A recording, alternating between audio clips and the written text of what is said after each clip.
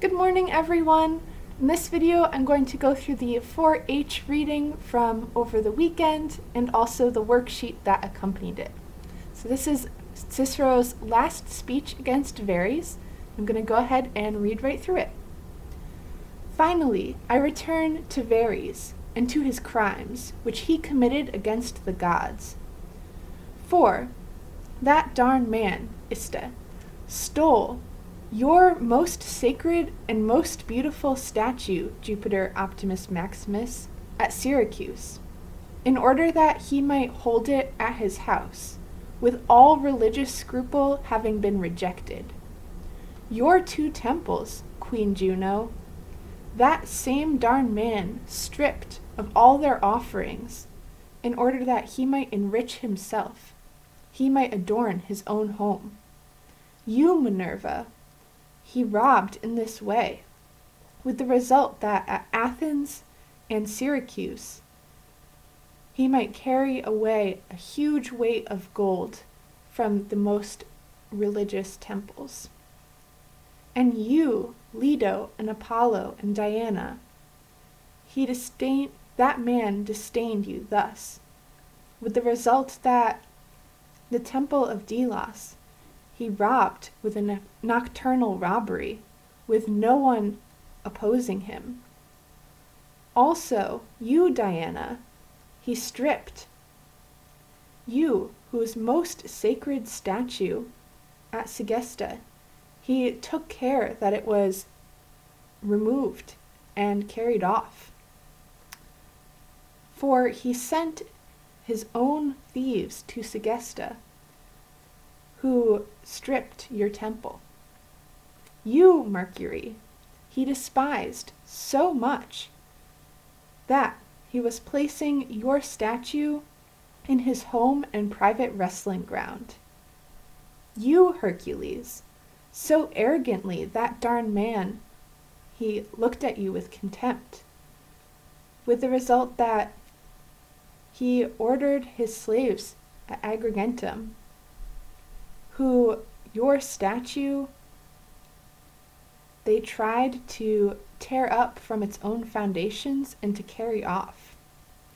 And you, most sacred Idaean mother, in your most reverend temple, thus he leaves it behind stripped, with the result that nothing remains, nothing exists. And you, Ceres and Libera, thus, that one man, in this way, he polluted and violated, so that one statue of Ceres, which it was not right to be looked upon by a man, he took care that it was torn away and carried off from the shrine at Catena. Another, however, which was of the sort that it was seeming not having been made by a human hand, he was lifting from its own foundation and home at Henna. I implore and I call upon you as witness, gods and all the goddesses, of whose temples that man, moved by fury, he declared a sacrilegious war.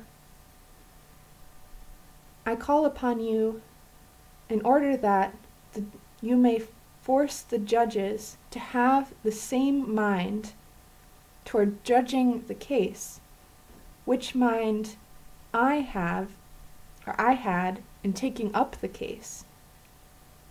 For I took up the case for this reason, judges, both for protecting Sicily and for defending friends and for retaining the dignity of the Republic. I pray you, therefore, judges, that the outcome may correspond to Verres, worthy of his life and deeds by means of your judgment. Alright, so that's how the story fits together in this passage, and now I'm going to go ahead and go through the worksheet so that you know what the grammar is doing. So, What gender, number, and case is ista? So if you look at ista in the third line of the passage, you see that it is the subject of sastulet, so it must be nominative. You can also look at your iste, esta, estud chart, and that will tell you it is masculine, nominative, and it is singular. That darn man, in this case referring to varies. Okay, in line 348 and 349, why is omni religione reiecta ablative? So your options here are either ablative absolute, ablative of agent, ablative of time, or ablative of means. Those are your 4 options that I gave you.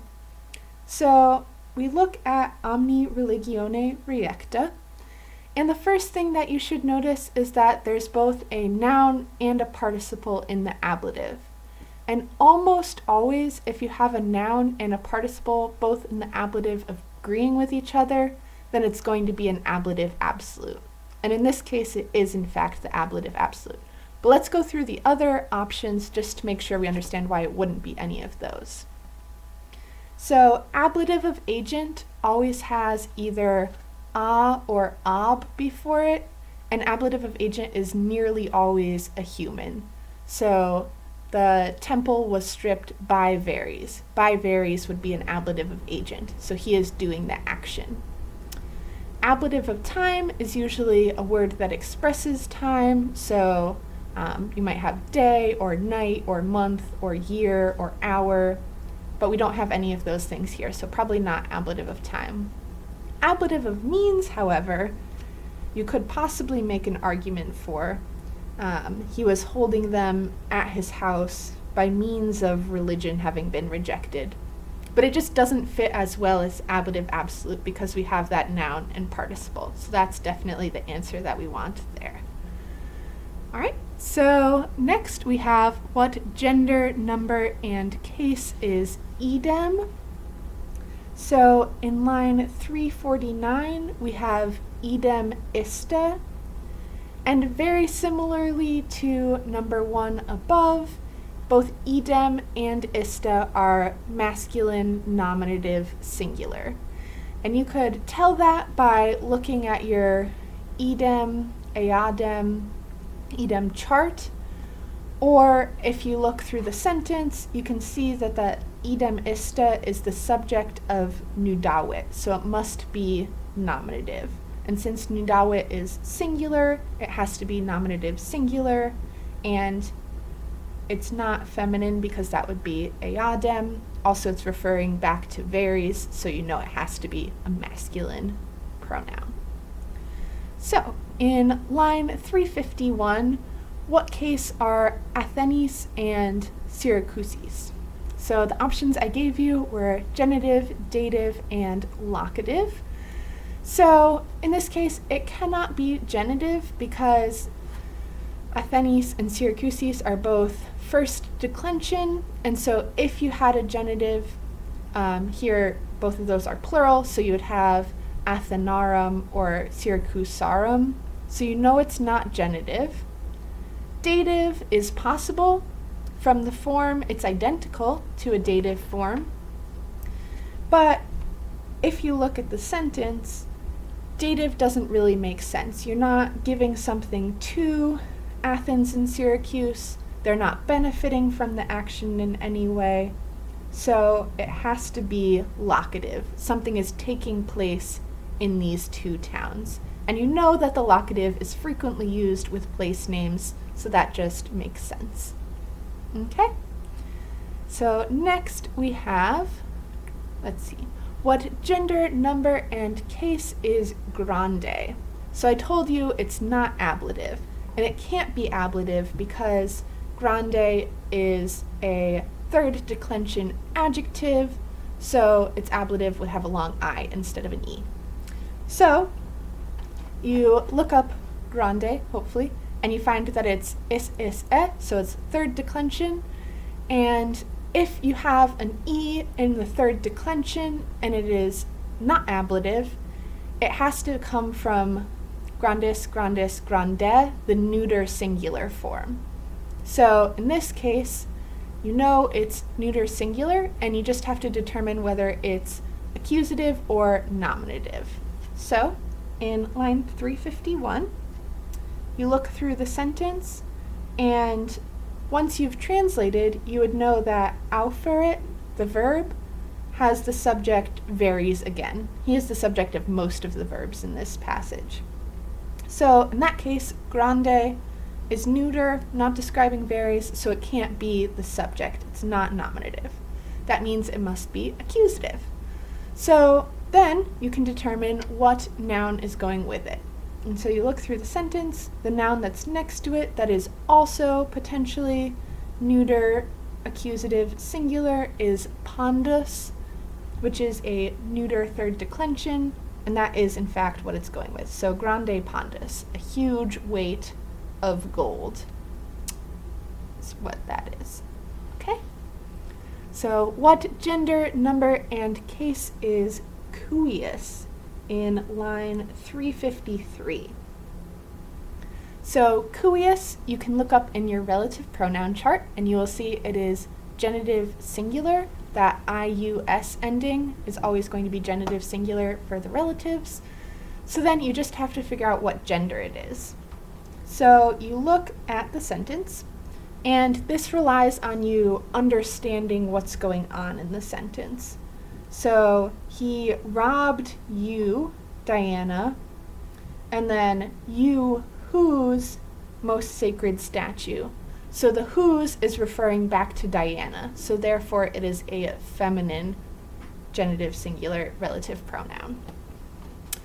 So that one does rely on you kind of understanding the context of the sentence as opposed to just the grammar of that singular word.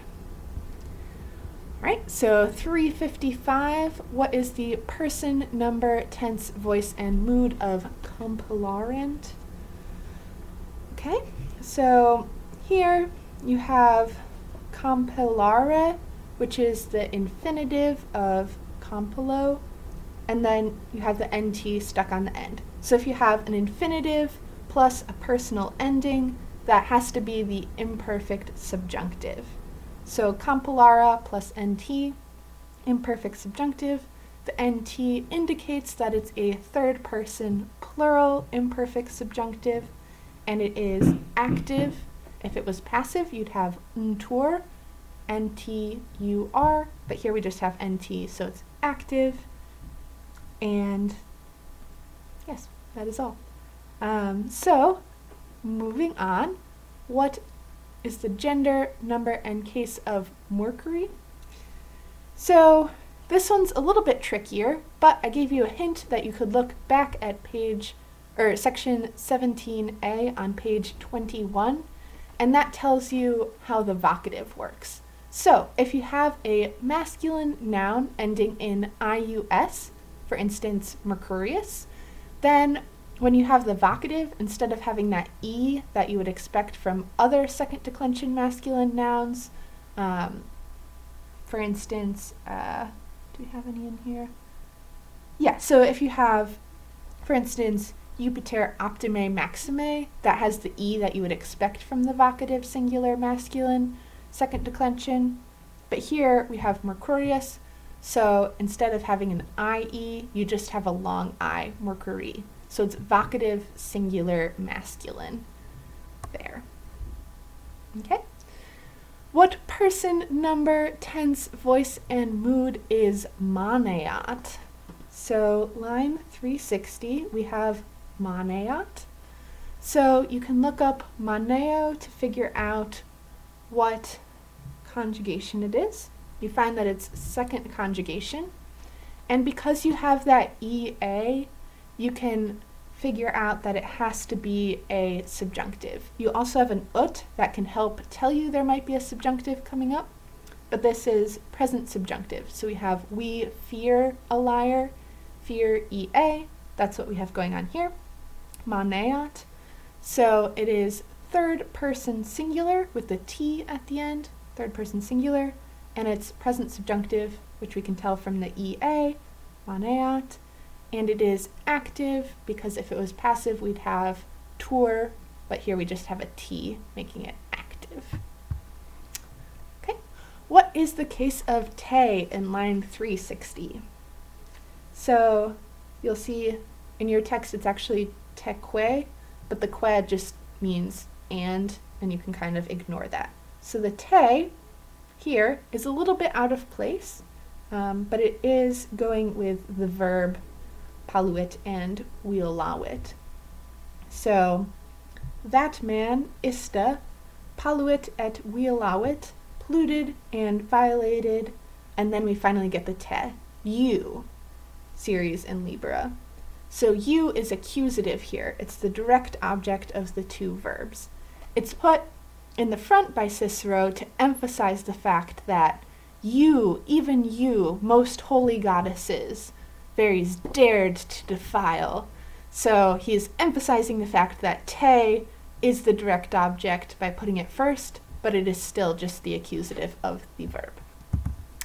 Okay, moving on to page 2. Why is vero ablative in line 361? So we have quod a vero aspici, so which, it was not right, fas non est. Aspici is, well, we'll get to that in a minute, that's the next question. But a vero, so our options are the same as our ablative options above. Could be ablative absolute, agent, time, and means. So it's definitely not an ablative absolute here. We don't have a participle and we only have one word in the ablative, so it can't be an ablative absolute. It's not a complete sense unit in and of itself. So we look at the other options. So we have agent, time, and means. We can rule out time because the word just means man, so that's not a time word. Just get rid of that right away. Usually, if you're deciding between means and agent, a person is an agent versus an object or a thing would be means. And the other way to tell between those two is an ablative of agent has a or ab plus a person, versus an ablative of means usually does not have a or ab. So in this case, we have a vero, and it is a person rather than a thing, so we have an ablative of agent. It's not meant to be seen by a man. Ablative of agent. Okay, the next one explains why we have an ablative of agent. So we have aspici, an infinitive, and I want to know what tense and voice this infinitive is. So we have a long I at the end, and if we have an infinitive, you would usually expect an RE at the end if it were active, or an ERI or an ARI if it were passive or deponent. In this case, since it is third conjugation, you just get a long I. So it's like loquor loqui is the infinitive. Sometimes, usually in the third conjugation, you just have an I instead of an ERI or ARI. So it is passive here, and it is present tense because it comes from that present tense stem, aspico. It's not from aspexi, which would be the perfect form.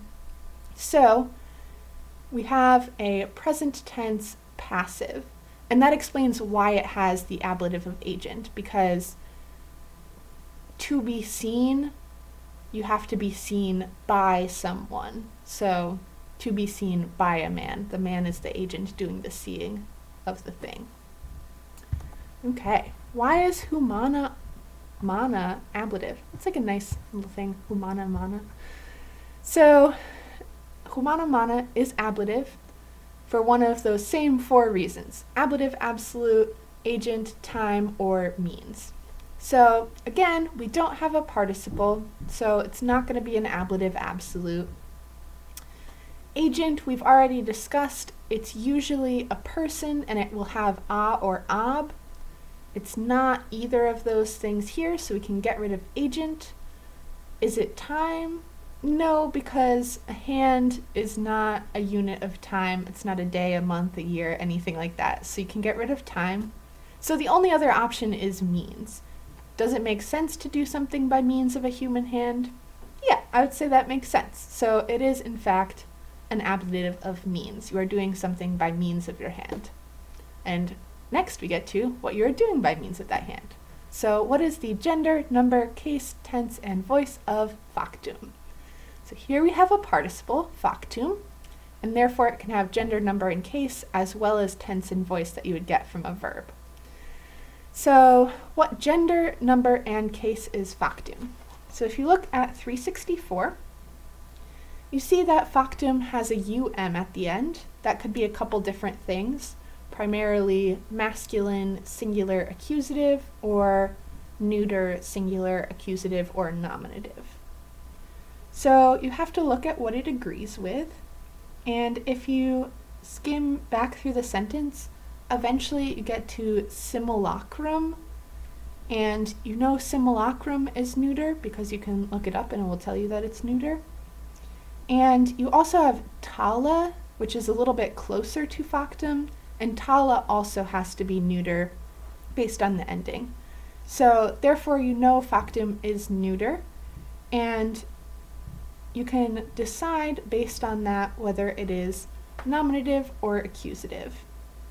And here we have quod tala erat, which was of such a sort, ut, that, viderator, it did not seem, and then factum, made. So really, if you put accusative or nominative, I would accept it here. It's technically nominative because it agrees with quod and tale, which did not seem made. But if you put accusative because something seems to be something else, that's also fine. But mostly it's important that you know it is neuter singular. Okay, and tense and voice. That's a little bit easier to solve. So factum clearly comes from the fourth principal part of facio. We have facio, facere, feci, and then factus. So it's from that fourth principal part, which means if it is a participle, it must be that perfect passive participle. So here it is perfect passive, and that is all you need. So the factum explains why we have an ablative of means. It was made by means of a human hand. All right. So next we have what is the gender, number, case, tense, and voice of motus? What pronoun is it agreeing with? So line 366, we have motus, and here our options are kind of limited. We have a US, so it will just be nominative, masculine, singular. That's the only option we have for an adjective ending in US, or the participle in this case. So, nominative, masculine, singular.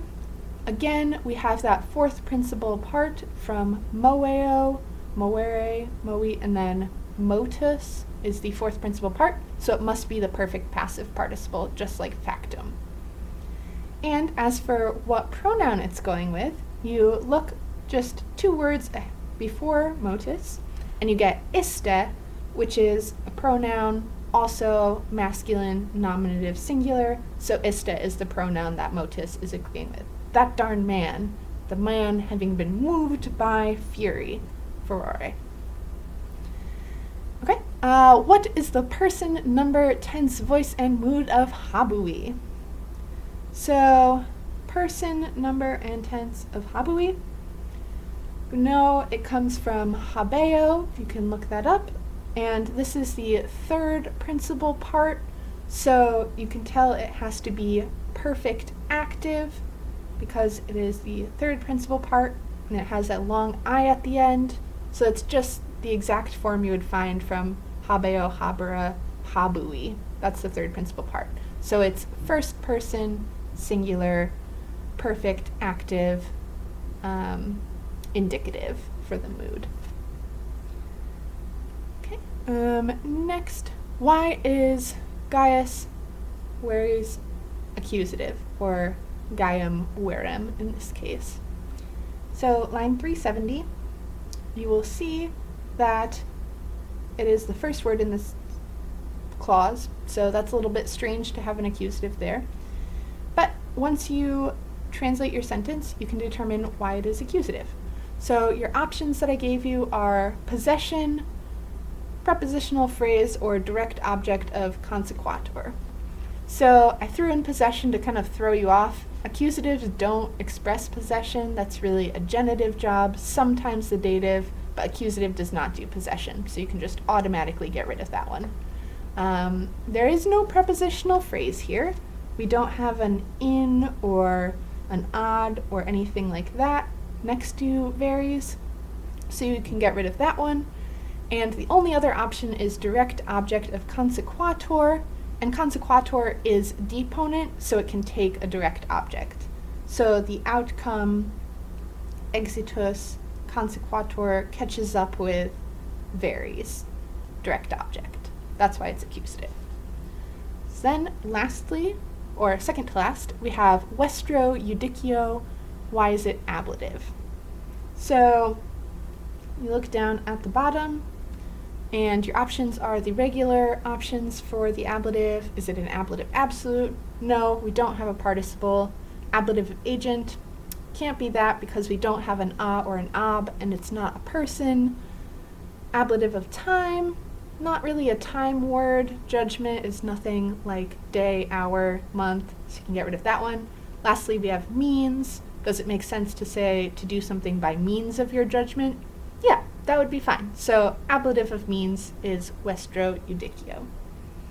Alright, and then lastly, list the two ablative absolutes in the passage. Both include a noun and a participle. So one of them was earlier in your worksheet. You had omni religione reecta. So if you solved that up above, you can just write that down here as well. And then the second one is in the middle of the first paragraph, and it's nemine obstante. So that's a present participle, but they're both in the ablative. All right, hope you enjoyed, and I will talk to you all later.